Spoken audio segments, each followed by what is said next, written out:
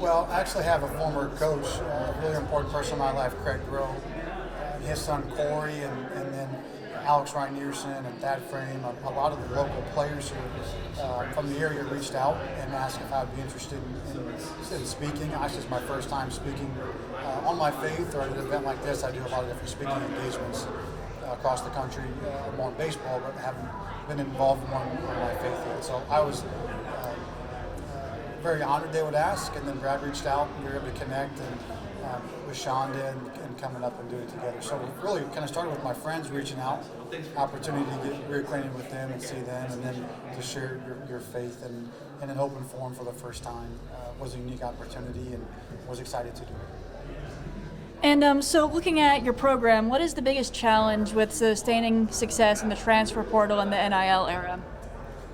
Well, I think in baseball is even unique element is the Major League Baseball draft. So we lose a lot of players to the draft annually, which is great. And then you've got obviously the transfer era and the NIL and whatnot.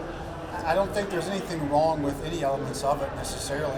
You know, I transferred as a player. I was a walk-on and was a good player and transferred. It was a great decision for me.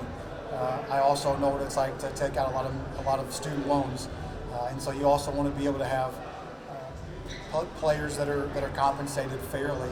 I think with anything in life, there's balance, and anytime that there's the recruitment of a player off of a current roster or an abundance of money is involved to change someone's allegiances, I think that's where people balk at the idea of the transfer portal.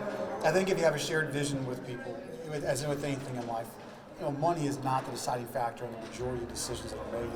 It's culture. And I think as long as you have a shared vision of honesty and a shared vision of what the work's going to be like and how you're going to treat each other, we haven't been impacted negatively by the transfer portal, but I know that some programs have, and so we just try to stay on the main things, right? The relationships, the development, the education. We try to treat people fairly, and I think because of that, we've been able to navigate it in a positive way. And then, so what are your early impressions of Fort Wayne natives, Brayton Thomas and Landon Fry? Yeah, they're awesome guys. Yeah, BT probably be a weekend starter for us this year. Great kid, tremendous family, really talented. Obviously had a lot of Major League Baseball overtures out of high school and decided to come to Indiana. #1 player in the state, represents the state of Indiana at Indiana. So a lot of great undertones and storylines to it, but a tremendous kid, a tremendous family. Great pride in his community, but also in the university. I would imagine he ends up being a weekend starter for us this year and goes on to have a really good season. And then I work with the infielders as well as being the head coach. So I work with Landon every day in the infield. Just an A-plus kid. Very hard worker, very tough. I'm all over him all the time. He's gotten a lot better over the course of the fall. I actually sent him a text yesterday morning just kind of reflecting on the week. He had a really good week at practice, just how proud I was of him, of the growth he's made, and another kid from a great family, from a great program, and representing himself really well down in Bloomington. And then, so how much pride do you take in Northeast Indiana native Andrew Salfrank, I think that's how you say his name, with him climbing his way to the majors with the Arizona Diamondbacks? Yeah, I called him Sally. Sally's climb to the big leagues really has been pretty incredible. My first year in Indiana was his draft year, his junior year. He didn't start that season as a weekend starter. We had another kid, Tommy Summer, get hurt. Andrew steps in, pitches really well, and all of a sudden you realize you got something pretty special. Ends up being the Big Ten pitcher of the year as your Sunday starter. Goes in the 6th round, and then just kind of races through minor league baseball because of the breakup ball.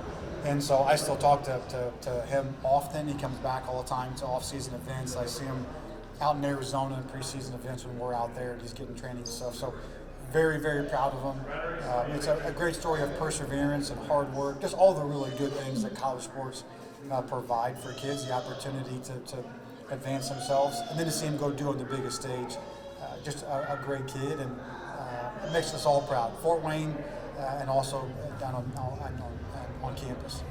And then last question for me, because I know you got to get going, but so what are you most excited about tonight with meeting all these athletes in the area and being able to talk about your faith and all that stuff?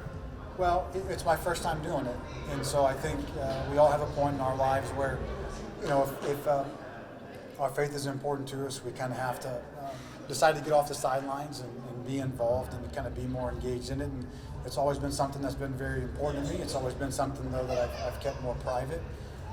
And in the last several months, I just felt like it was something that I needed to be more forward with. And so the opportunity to come here and see a bunch of my friends, some really important mentors in my life, and then share my values of faith with the community here, I think is important. I think anytime you have a shared group of beliefs, it makes it much more enjoyable altogether.